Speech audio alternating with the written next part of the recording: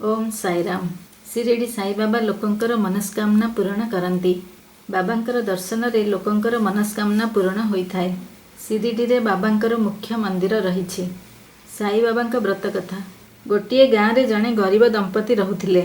सेमाने मजूरी करी निजर जीवन निर्वाह करुथिले। दिन रे मजूरी करी जहाँ मिले सेथिरे स्वामी स्त्री दुहें गोटे थर खाई थांती। केबे केबे तांका पाखरे खाइबा पई मध्य किछि रहु नथिला। तेणु से भोकरे सोई जाउथिले। दुई जण बहुत दुखी थिले। सबुबेले स्त्री लोकटी ठाकुरंकु पूजा करी भगवानंकु निजर दुख जणाउथिला। सेमानंकर कोनोसी संतान संतति मध्य नथिले। दिने काम करी किछि पैसा मिलिबारु सेमाने किछि भल खाद्य रोषेई करी खाइबा पई इच्छा कले। सेदिन सेमाने अनेक सुस्वादु खाद्य रांधिले। स्त्री लोकटी रोषेई सारी प्रथमे भगवानंकु भोग लगाइला। एहा परे सेमाने खाइबा पई जाउछंती। सेही समय रे जणे साधु दुआरे आसी पहुँची किछि खाइबाकु मागिले। यह शुणी स्वामी स्त्री दुहें दुहींकु चाहिले। स्त्री कहिला, साधु महाराज को घर को डाकी तांकु भोजन देबा, कारण साधु घर दुआरु भोकिला फेरिले आमर अमंगल हेब। यह कही स्वामी स्त्री दुहें बाहर को आसी साधु को सत्सम्मान सह घर को डाकी आसन रे बसाई भोजन कराइले। स्त्री जहाँ रांधिथिला सबु खाद्य साधु खाईदेले। साधु सबु खाई सारिबा परे आउ खाद्य मागिले। सेतेबेले आउ कोनोसी खाद्य घरे नथिला। तेणु स्त्री साधु को विनम्र सहकारे कहिला, साधु महाराज घरे जहाँ खाद्य थिला सबु मु आपणको देई देइछि, किंतु घरे आउ कोनोसी खाद्य नहीं कि घरे धन मध्य नहीं, जहा फଳରେ मु आपणको किछि देई परिबी। तेणु मते क्षमा कर। साधु यह शुणी कहिले, तू भल करी देख झियो, तो रंधा पात्र रे आहुरी भोजन अछि, तू जाई आउ थरे रंधा पात्र देख।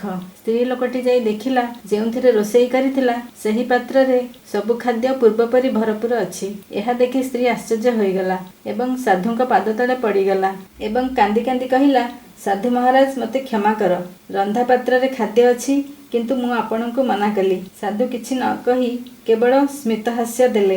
जेतेबेले साधु जीवाकु बाहरिले स्त्री लोकटी निज कानीरे बांधिथिबा पैसा साधुଙ୍କୁ दक्षिणा स्वरूप देला। साधु स्त्री लोकटी को कहिले, झियो तुमर केबे भी धनर अभाव रहिबनी। स्त्री लोकटी कहिला, साधु महाराज आपण मते झियो बोली संबोधन करिले, आपण पुणी मो घर को आसिले मो निजको धन्य मानिबी। यह कही स्वामी स्त्री साधु को प्रणाम कले। स्वामी साधु को पचारिले, साधु महाराज आपणकर परिचय ओ आपण केउठारे रुहंती से कथा तो कहिले नाही। यह शुणी साधु महाराज कहिले, मोर आश्रय स्थल शिरडी रे एवं मोर भक्त मते साई बाबा नारे जानती। यह कही साधु चलीगले।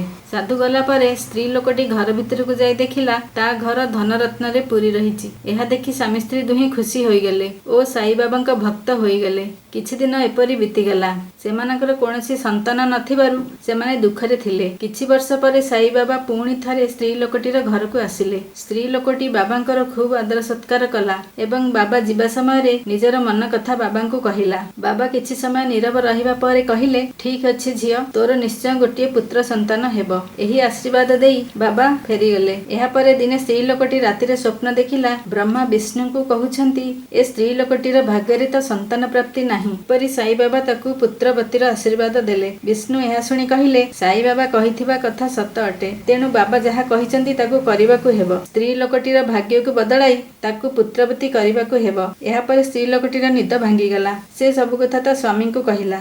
एहा सुनी स्वामी कहिले, तू सबुबेले बाबांक कथा स्मरण करुथिबारु एहीपरि स्वप्न देखुअछु। किछि दिन गला परे स्त्री लोकटी गर्भवती हेला ओ एक पुत्र संतान को जन्म देला। बाबांक आशीर्वादरु पुत्र प्राप्ति हेइथिबारु स्वामी स्त्री दुहें खुशी होई बाबांक दर्शन पई शिरडी जिबाकू बाहरिले। शिरडी पहुंची बाबांक पाखरे आशीर्वाद नेले ओ तांक सेवा कामरे जोग देले एवं साई बाबांक महिमा लोकंक पाखरे पहुंचाइले। ओम साईराम।